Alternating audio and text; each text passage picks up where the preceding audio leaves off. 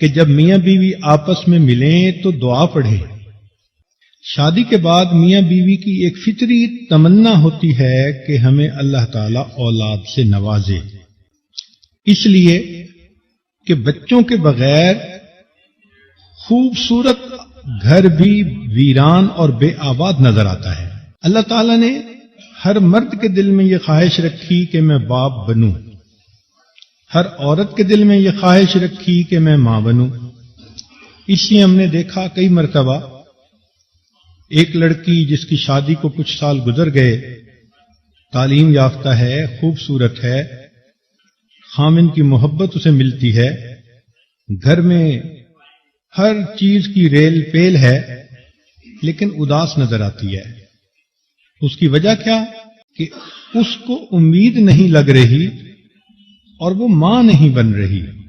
اس کے لیے وہ علاج معالجہ بھی کرواتی ہے، دعائیں بھی کرواتی ہے، تہجد پڑھتی ہے، اولاد کی دعا، قرآن پڑھتی ہے، اولاد کی دعا، کسی اللہ والے کی مجلس میں گئی، اولاد کی دعا، کسی فقیر کو کچھ دیا، اولاد کی دعا، حج عمرے پہ گئی، اولاد کی دعا۔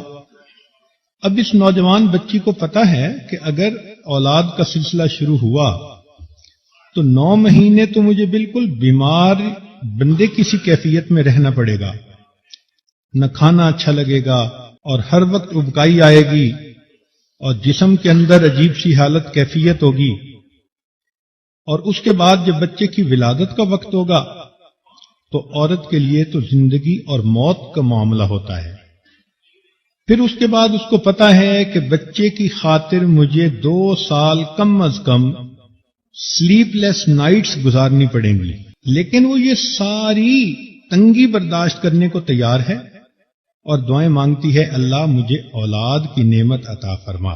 اسی لیے کہتے ہیں کہ بیٹا نعمت ہوتا ہے اور بیٹی رحمت ہوتی ہے، کہ جب میاں بیوی آپس میں ملیں تو دعا پڑھیں، اللہم جنبنا الشیطان وجنب الشیطان ما رزقنا۔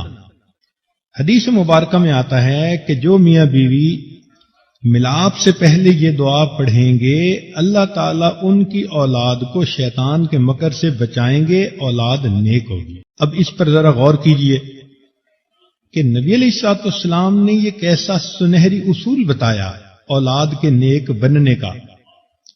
ہم بنیاد ہی غلط رکھتے ہیں۔